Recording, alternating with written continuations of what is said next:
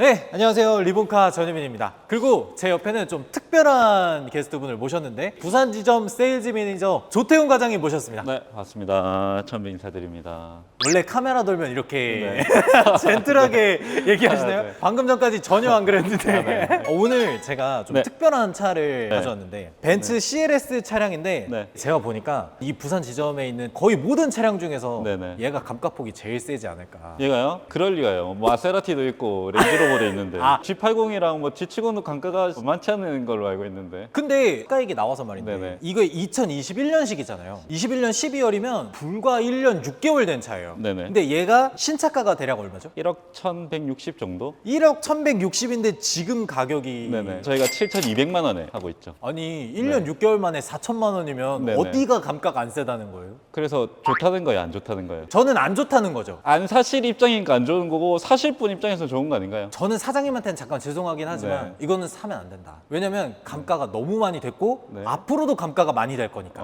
사실 돈은 있으시고 말씀을. 제가 살 돈은 없는데 네. 저희 PD님 같은 경우에 지금 모델 Y를 10년 할부로 사고 계시거든요. 네네네. 그런 분들이 계실 수도 있잖아요. 그런 분이 있을 수는 있지만 그러면 우리 효빈님께서는 CLS에 대해서 얼마나 알고 계신지. 일단은 제가 가는 것만 얘기를 해보면 네. CLS잖아요. 네. 쿠페형 세단. 원래는 쿠페라고 하면 투도어 세단이 기본 그렇죠. 설정이었는데 네. 이 CLS가 처음으로 포도어 쿠페형 세단을 만들어낸 그렇죠. 거잖아요. 그 명맥을 이어오면서 이게 3세대 그렇죠. CLS. 네네. 그래서 저는 그게 제일 마음에 안 들어요. 어떤 게? 쿠페면 쿠페지. 네. 쿠페형 세단은 뭐야? 이 쿠페형 세단이 나옴으로 인해서 많은 세단들을 다 망쳐놨어요. 현대자동차 이거 엄청 좋아하잖아요. 소나타 K5 이래가지고 뒤 트렁크를 창문까지 올려가지고 이 네네. 뒤 창문까지가 다 트렁크인 것처럼 네네. 만들어놓고 트렁크 라인 이 리드 되게 좁게 만들어놓고 네네. 해놓잖아요. 네. 저는 그런 디자인 너무 싫거든요. 포도면 포도오고 투도면 투도오지. 그런 스타트를 끊었다는 점에서 저는 이 차가 좀 마음에 안 들어요. 제가 듣기에는 효빈님께서는 이제 약간 다수 쪽에 속하는 것 같고 4 시리즈, 6 시리즈, 8 시리즈, CLS 이런 차들은 다수를 위한 차는 아니에요. 소수를 위한 차예요. 이제 효빈님처럼 생각하는 분도 있고 반대급부로 이 차만을 좋아하시는 분들도 있겠죠. 라고 생각하시는 분들을 위해서 만든 차가 CLS다라고 생각하시면 되고 벤츠에서 최초로 만들었죠. 극도로 싫어하신다는 C필러가 깎여있는 쿠페형 세단인 무늬 2개. 요런 라인이면 네. 앞도어가 길고 도어가 여기까지 쭉 빠져나와서 네네. 긴 도어를 열고 투도어에서 그거는 내리는 쿠페가 아니에요. 롱로드 쇼데크라는 스포츠카죠. 그런 보통의 스포츠카들이 가지고 있는 네. 라인을 네네. 얘가 가져왔잖아요. 얘를 늘린 거죠. 실용성을 극대화시킨. 제가 딱 떠오르는 광고가 하나 있어요. 옛날에 미국에서 네네. 닛산의 370Z라는 차가 있었잖아요. 페어레이드라는 차가 그쵸? 있죠. 투도어 스포츠카인데 그 광고에서 어떻게 하냐면 한 아빠가 우리도 이제 아기를 가졌고 네. 세단이 필요하다. 네네. 그러니까 370Z를 가져와가지고 이 트렁크를 쭉 늘리고 네. 옆에 이런 팬더 라인도 쭉 빼서 네네. 결국에는 맥시마를 만들어내요. 그 광고로 닛산이 어마어마하게 욕을 먹었거든요. 왜 욕을 먹었죠? 왜 370Z를 아. 그딴 식으로 만들었냐. 네네. 아, 그러니까 네네. 이거는 닛산 맥시마에는 370Z의 외형이나 이런 것들 아. 거의 그대로 있고 네네. 크기만 키웠다. 네네. 이렇게 해서 욕 진짜 많이 먹었거든요. 제가 미국에 있을 때 370Z를 타시는 분도 있었었고 맥시마를 타시는 형도 있었거든요. 닛산만의 그 특유의 감성과 그 매니아층이 있어요. 맥시마를 타시는 분들은 그런 장난질을 하는 거 이제 싫어해서 그런 반응이 있지 않나 싶은데 CLS 모델은 그냥 독보적인 모델이기 때문에 늘렸다든지 줄였다든지 뭔가를 변형시킨 모델은 아니에요, 사실. 아무 세상에 존재하지 않던 세그먼트의 첫 번째 라고 했는데 성공을 거뒀죠, 1세대가. 그러고 나니까는 BMW 6 시리즈 나왔고 아우디 A7 나왔고 성공을 했죠. 성공했죠. 그래서 선조의 모델이다, 쿠페형 세단에. 그리고 아시는지 모르겠지만 실질적으로 포르쉐 911도 세단은 아니지만 쿠페형이죠. 2인승이 아니고 2+2니까 뒷자리가 있잖아요, 원래는. 그럼 CLS가 911하고 비슷하다? 비슷한 급은 아니죠.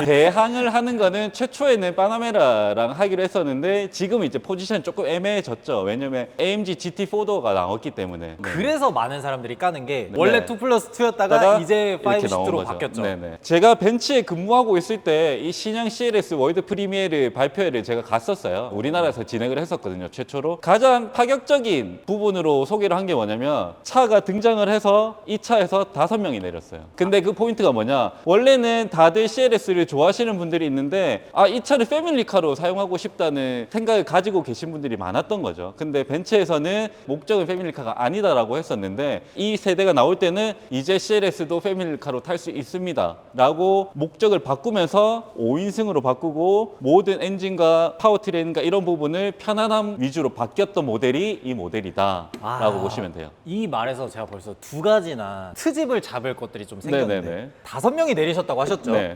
저기 가운데 앉으실 수 있으세요? 근데 이렇게 항상 이렇게 말씀하세요. 잠시만요. 네. 제가 가운데 앉아볼게요. 이렇게 가실 수 있으세요? 그럼 제가 앉아볼게요. 뭐 저는 뭐 한 이 정도? 똑같은. 아니 억가로 이렇게 하셨잖아요. 근데 우리 앞에 앉을 때도 이렇게 앉는 거죠 이제. 원래는 이렇게 앉지도 못하는 공간이었죠. 이번 세대 풀체인지가 되면서 한 명이라도 더 앉으려면 앉을 수가 있다라는 게 핵심적인 변화라는 게. 과장님 거기 그대로 앉아주시면 될 것 같아요. 아, 네. 제가 지금 실내부터 한번 좀 말씀드려요. 네네. 일단 요 2+2 시트, 요 네. 조수석 뒤나 운전석 뒤는 편한 건 맞는 것 같아요. 그렇죠. 근데 너무 좁아요. 네. 지금 이 공간 레그룸이라든지 네. 헤드룸이라든지 네. 저희 PD님이 키가 한 180 정도 되는데 네. 저희 PD님은 여기 헤드룸에 닿더라고요. 저도 180인데요. 앉은 키가 되게 작으신가 봐요. 네, 다리가 좀 긴가 보네요. 이거 어떻게 생각하세요? 이 플라스틱 1억 네네. 1천만 원짜리 네네. 차를 타는데 네. 여기서 이런 플라스틱을 느낀다는 게 네네. 저는 이게 좀 이해가 안 가거든요. 그래요? 이게 현대 기아가 아니잖아요. 이해가 안 된다는 게 저는 이해가 안 돼서. 싼 느낌의 나는 플라스틱은 아니잖아요. 근데 아마 네네. 다른 분들은 이렇게 생각하지 않을까요? 네네. 내가 1억 1천만 원을 주고 이런 네네. 비싼 차를 샀는데 네네. 플라스틱이 들어가는 게 말이 되냐. 제가 CLS를 판매를 했을 때 솔직하게 말씀드리면은 그런 부분으로 트집 잡는 분은 단 한 번도 없었어요. 아, 실제 구매자분들은 그런 얘기를 한 적이 그렇죠. 없다. 네. 그래서 탈 수 없는 분들, 끌어 모아서 진짜 인생의 최대 선택을 하신 분들은 아쉬울 수 있겠죠. 플라스틱 이런 게. 근데 실질적으로 이 차가 필요하거나 이 차를 사고 싶어서 사시는 분들은 플라스틱이 아쉬울 수는 있지만은 모든 게 다른 부분 때문에 용서가 되는 부분이다. 라고 용서가 이제 되는. 생각을 하는 거죠. 그러면 네. 그 용서가 되는 부분을 좀 소개해 주시면 좋을 것 같아요. 네, 내려서 소개를 할까요? 네네네네. CLS라고 하면은 첫 번째도 디자인이고 두 번째도 디자인이고 세 번째도 디자인이다. 왜냐면 저도 어릴 때부터 첫 번째로 생각했던 드림카는 사실은 CLS였어요. 저는 일반 세단, SUV를 극혐하는 사람이에요. 절대 안 타요. 지금 타시는 차가 지금은 모델 3 탑니다. 아니 세단을 극혐하신다고? 전기차잖아요. 다른 카테고리니까. 그러면은 이 CLS의 디자인은 어느 부분을 제일 칭찬해 줄 만할까요? 특히 이제 가장 아름다운 부분은 측면부와 후면부가 이제 제일 저는 후면부? 네. 저 이거 어디서 많이 봤는데 K7 리어램프랑 그래요. 비슷하지 않아요? K7이랑 비슷하다고 이게? 솔직하게 말씀드리면은 이 CLS 풀체인지 디자인을 발표를 했을 때 호불호가 좀 나뉘었어요. 불호 쪽이 오히려 한 7대3 정도? 저는 개인적으로 마음에 들었었어요. 솔직하게 진짜로. 제가 벤츠를 소개해드릴 때 항상 말씀드렸던 부분이 있는데 벤츠 같은 경우는 풀체인지 주기가 이제 7년 주기로 가거든요. 이 모델이 발표가 됐으면은 그 다음 모델을 바로 준비를 합니다. 그러니까는 이 디자인이 실질적으로는 14년 전에 준비가 됐던 디자인이라고 보셔야 되는 거죠. 그렇게 보면은 그렇죠. 이 차가 되게 네. 세련돼 보이게 그렇죠. 느껴지네요. 그래서 벤츠는 디자인하는 철학 자체가 지금 당장에 봤을 때 예쁜 차가 아니고 7년 뒤에 혹은 10년 뒤에 봐도 퇴보되지 않았다는 디자인을 보여주는 게 철학이거든요.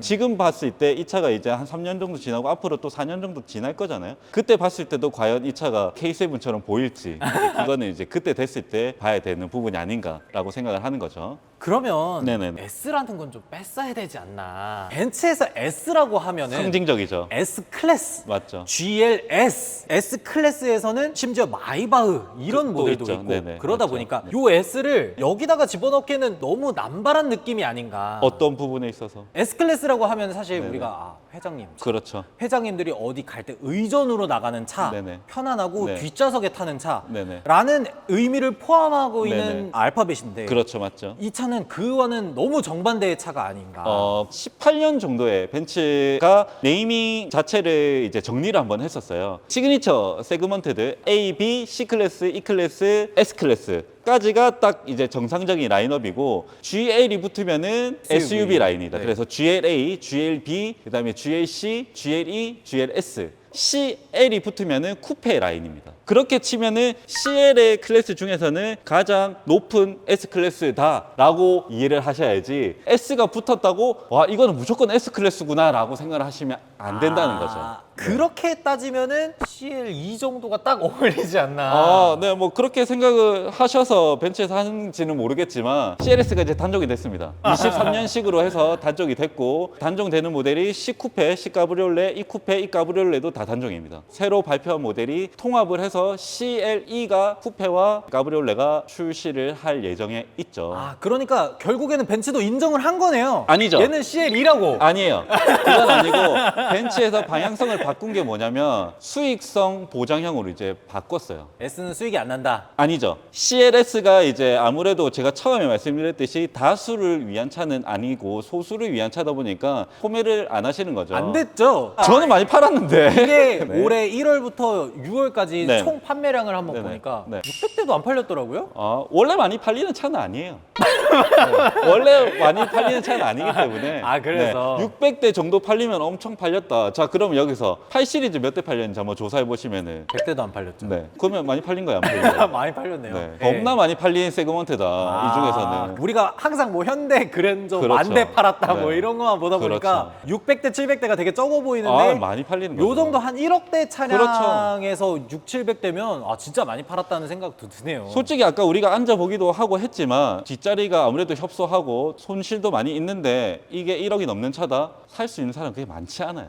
근데 그 와중에서도 짧은 기간 안에 그 정도가 팔렸다? 그렇게 치면은 많이 팔린 거라고 생각을 하셔야 됩니다. 그러면은 요 S는 이제 좀 해결을 했고 네. 요 뒤에 450에 대한 얘기를 좀 해보면 네네. 좋을 것 같아요. 네. 이거는 앞에 가서 엔진룸도 한번 보면서 그렇게 얘기를 해도 될까요? 하시죠.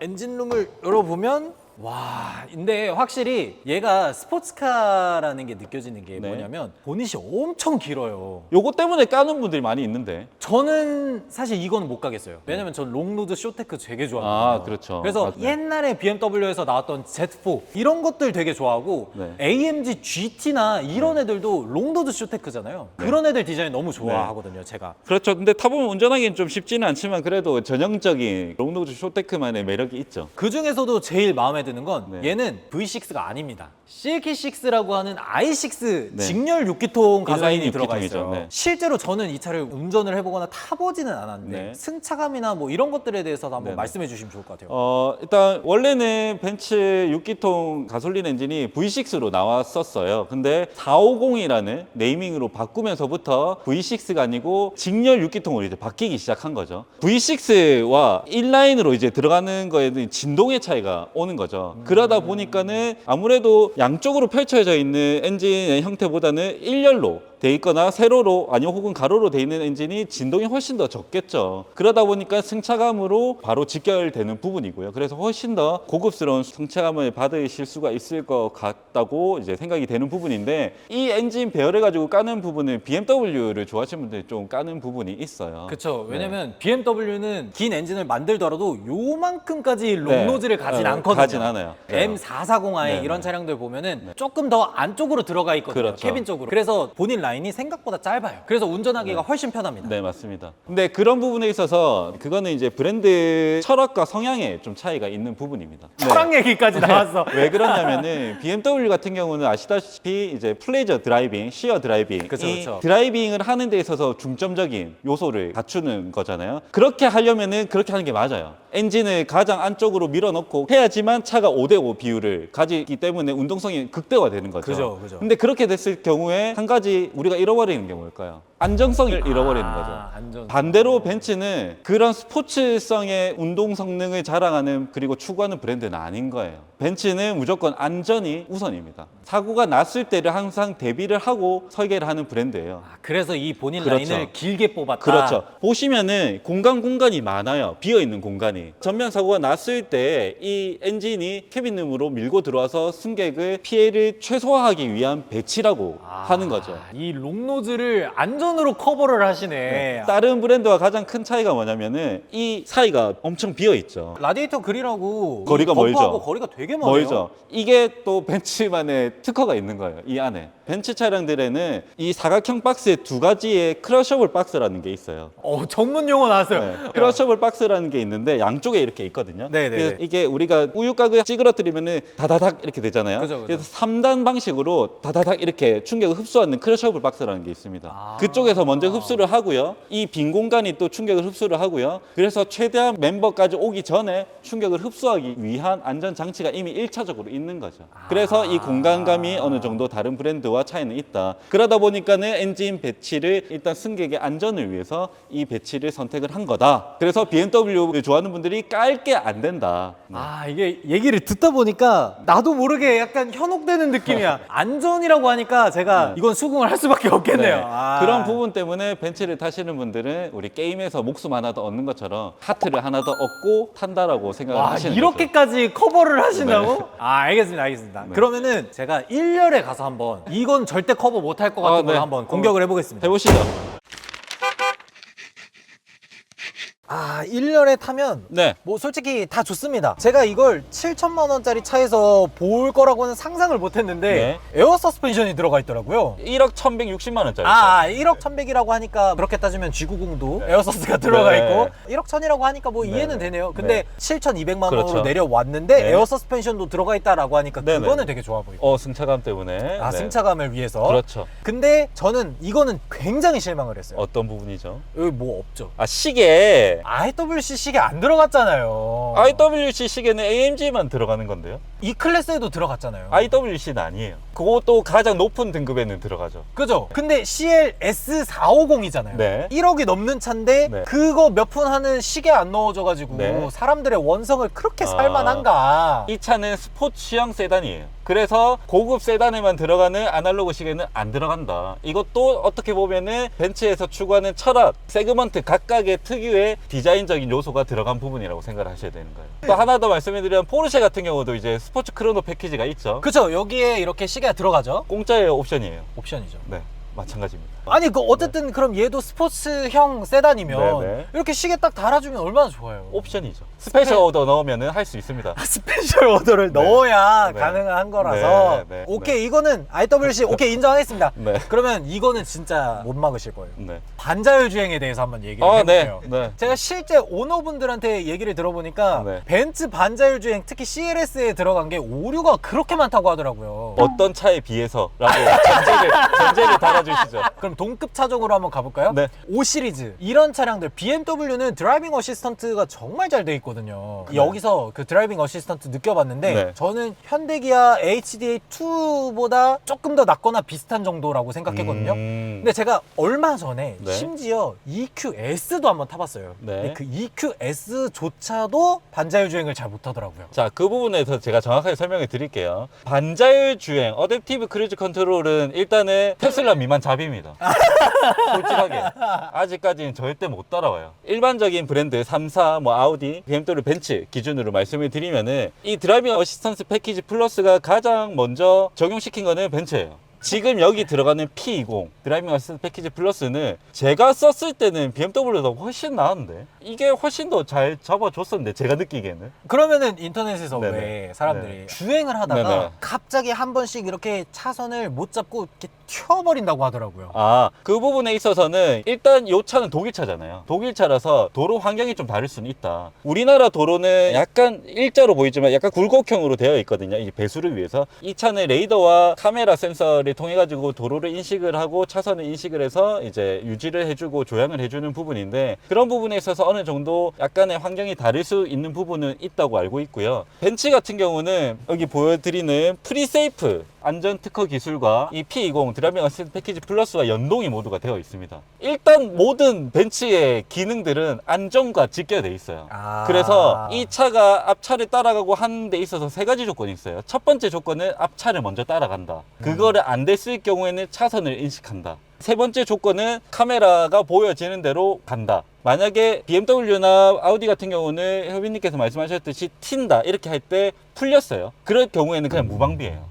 그냥 풀리고 끝이에요. 난 몰라. 그냥 네 알아서 해. 운전자 네가 알아서 해. 난 모르겠어. 근데 벤츠 같은 경우는 그렇게 풀렸을 경우에는 속도를 서서히 줄이게끔 되어 있고요. 그리고 30km 이하부터 속도를 줄일 때는 비상 깜빡이를 켜고 자체적으로 정차를 하고 모든 락을 해제를 한 상태에서 잠금 장치를 잠그는 세팅이 되어 있어요. 이것도 어쨌든 탑승자의 안전을 위해서. 그렇죠. 사고가 혹시나 인지가 될 경우에는 이쪽에서 측면부가 인식이 된다. 그러면 이쪽에서 팽창을 시켜줘 일로 튕기게 해줘요. 탑승자를 멀리 그렇죠. 보내기 위해서. 만약에 저쪽에서 인식이 된다. 그럼 이쪽에서 이렇게 튕겨지겠죠. 이번에 S클래스 나오면서 그런 기능이 들어갔잖아요. 네. S클래스가 측면에서 충격을 감지를 하면 그렇죠. 에어 서스펜션을 들어 올려가지고 맞아요. 좀 더 네. 강한 이 하체의 맞아요. 이런 맞습니다. 뼈대 부분을 맞게 하려고. 맞습니다. 그리고 심지어 벤츠 프리세이프는 어디까지 보호해 주려고 하냐면은 탑승자들의 귀까지, 이 고막까지 보호해 주려고 해요. 충격, 파열음, 그리고 에어백 터지는 소리, 그런 것 때문에 귀가 다칠 수도 있기 때문에 프리세이프 사운드를 넣어서 그 순간에 맞춰서 동시에 소리가 나와서 청각을 보호해 주는 기능까지 들어가 있는 게 벤츠의 드라이빙 어시스트 패키지 플러스까지 다 연동이 되어 있다. 그래서 하트가 띠용하고 하나 더 얻고 차를 타는 거다 라고 보시면 하트가 되겠죠. 2개가 늘어났어. 그렇죠. 네. 세상에는 두 가지 차가 있죠. 벤츠와 벤츠가 아닌 차. 그럼 지금 벤츠가 아닌 차를 타고 저는 계시네요. 벤츠가 아닌 차를 타고 있죠. 테슬라는 탑승자를 보호해 주는 것처럼 느껴지시나요? 아닌가요? 때때로 보호해 주는 것 같기는 해요. 벤츠 같은 경우 가장 안전하다고 느꼈던 게 뭐냐면 CPA 플러스라는 게 들어가 있어요. 긴급 제동 어시스트라는 게 있는데 네네. 그게 고속으로 가든 저속으로 가든 전방 충돌을 방지해 주는 기능이 있거든요. 내가 브레이크를 이만큼만 밟아도 압을 더 높게 해서 제동을 세워주는, 정말 세게 세워주거든요. 드드드드득 하면서. 근데 테슬라를 타고 있을 때 그거를 더 강하게 느꼈어요. 뒤에 있는 짐들이 이제 다 쏟아질 정도로 세워주는 걸 느꼈거든요. 그런 부분에 있어서는 저는 좀 만족을 하면서 타고 있는 중에 있죠. CLS 450 이 차량 같은 경우는 벤츠에서 최초로 적용된 마일드 하이브리드 차량입니다. 아, 그죠. 그래서 아까 네. EQ 파워가 계기판에 떠 있었잖아요. 그렇죠. 네. 48V 고용량 배터리가 들어가기 때문에 ISG 기능이 들어가 있는 거죠. 보통은 12V 배터리가 시동도 걸고 에어컨도 틀고 뭐 각종의 전자장비를 담당을 하지만은 48V 배터리가 들어감으로써 48V는 엔진 구동과 다른 부분의 영역을 담당하기 때문에 분업이 되어 있는 거죠. 그래서 367마력 플러스 한 30에서 40마력 정도 더 올라가는 그런 부분이 마일드 하이브리드인데 초기에는 오류가 많았어요. 너무 많았죠. 진짜 많았어요. 네. 근데 지금은 이제 시스템 업데이트가 되고 오류가 개선이 되면서 그런 부분이 점차적으로 이제 나아지고 있는 과정인데 아무래도 초기다 보니까 그런 부분은 없잖아요. 있습니다. 지금 신형 그랜저도 그렇잖아요. 아무도 안 사잖아요. 한 달에 10,000대씩 팔리잖아요. 그 팔린 게 지금 다 매물로 나와가지고 우리한테 있는 거 아닌가요? 여기도 있고 여기도 네, 있고 저기도 있고 저기도 있고 저기도 저기도 있고 오류가 있을 수도 있고 근데 그거를 다 개선을 하려고 제조사에서 노력을 하고 있고 저희도 해결을 해드리려고 노력을 하니까 그런 부분이 이제 서로가 감당을 하셔야 되는 부분이고 CLS 같은 경우는 뭐 차를 한번 사볼까 아니면은 이 차를 한번 타볼까 라고 해서 사는 차는 아니라고 저는 생각을 해요. 난 이 차를 사고 싶어. 난 이 차를 사야 돼. 이 차를 꼭 탈 거야. 남들이 뭐라 하든 간에 나는 이 차를 한 번은 타볼 거야 라고 하시는 분들이 타는 차가 CLS입니다. 그리고 뒤에 누가 타든 말든 내가 타는 거 아닌데 왜? 내가 뒤에 타서 불편한 게 아닌데 그 사람이 불편하면 내 차를 안 타면 되지. 네, 나 혼자 이 차의 모든 기능과 안전과 혜택을 누리고 싶다라고 하시는 분들은 정말 CLS 저는 추천을 하는 편이에요. 타시면은 만족을 할 수밖에 없는 차예요. 근데 뭐 좁니 뭐 불편하니 머리가 닿니 이렇게 생각하시는 분들은 사지 마세요. 사면 후회해요. 이런 차 저런 차 다 타보신 분들. 근데 아 나는 좀 예쁘고 남들이 봤을 때 우와 이런 차도 있어? 아니면 와 예쁘다라는 소리를 듣고 싶고 하차감을 조금 느끼고 싶고 뭐 안전하게 타고 싶으신 분들은 이렇게 만족을 주는 차는 전 없다고 생각합니다. 제가 이게 과장님 말씀을 듣다 보니까 현혹이 돼가지고 나도 나중에 벤츠를 사야 되나? 이런 생각이 들 정도로 와 오늘 많이 생각이 깨진 것 같아요. 제 생각에는 한 달 안에 판매되지 않을까라고 저는 생각하는데. 네. 아까는 야 1년 반 만에 이만큼이나 감가되면 네네. 다음 1년 만에 도대체 얼마나 감가가 된다는 거야 네네. 생각을 했는데 네. 듣고 보니까 7,200만 원에 이만한 차가 없다. 7,200만 원 이런 옵션 들어가 있는 차가 과연 있나요? 에어 서스펜션 들어가 있지 5만 건 떼만 거 지금 다 들어가 있잖아요. 그러니까 이 차는 신차로 살 만한 차는 아닌 거예요. 이제 단종도 네, 됐지만 그렇죠. 신차로 사기보다는 감가를 막 맞은 다음에 네. 중고로 사면은 정말 매력적인 그렇죠. 차. 이만한 차가 없죠. 그랜저 신형 5,500만 원 정도 하죠. 그죠. 그 차 살 바에야 저희 회사와 제휴돼 있는 장기 할부, 유예 할부 사용해서 저는 CLS 살 것 같은데. 아 그랜저 살 바엔 CLS 뭐 네. 이러니까 너무 느낌이 확 오는데 네. 아니 현대 이렇게 H자 엠블럼보다는 네, 네. 삼각별 있는 네. 벤츠가 좀 더 낫지 않을까? 심지어 서울에는 이제 눈도 많이 오잖아요. 현대마크, 뭐 BMW 마크 눈 쌓여 있으면 안 보이죠. 이 차는 여기 열선도 있어요. 우리 과장님 설명 들으니까 와, 이 차가 얼마나 대단한 차인지 오늘 좀 알 것 같습니다. 네. CLS 우리 관심 있는 분들한테 마지막으로 딱 한마디만 해주시죠. 여러분 CLS를 하시면요 모든 부분에 있어서 만족을 많이 하시겠지만 야간에 운전하실 때 정말 신세계를 경험하실 겁니다. 이 멀티빔 헤드라이트 한번 빠지시면은 다른 헤드라이트는 정말 선글라스를 끼고 운전하는 느낌을 받으실 거예요. 마지막 한마디 해달라고 했더니 마지막까지 옵션 설명을 하고 계셔요. 멀티빔 헤드라이트 진짜 최고입니다. 오늘 저희 이렇게 CLS 가지고 와서 여러 가지 좀 설명을 드렸는데 영상 재밌게 봐주셨으면 댓글로 많이 남겨주시고 이 컨텐츠가 조회수도 많이 나오고 반응도 좋고 그러면 저희가 다음번에는 BMW를 가지고 와서 한번 BMW 좀 쉽지 않죠. 네, BMW 좀 쉽지 않아요. 한번 얘기를 나눠보는 걸로 알겠습니다. 하시죠. 네. 알겠습니다. 지금까지 저는 리본카 전유빈이었습니다. 네, 저는 리본카 조태현 과장이었습니다. 네, 감사합니다.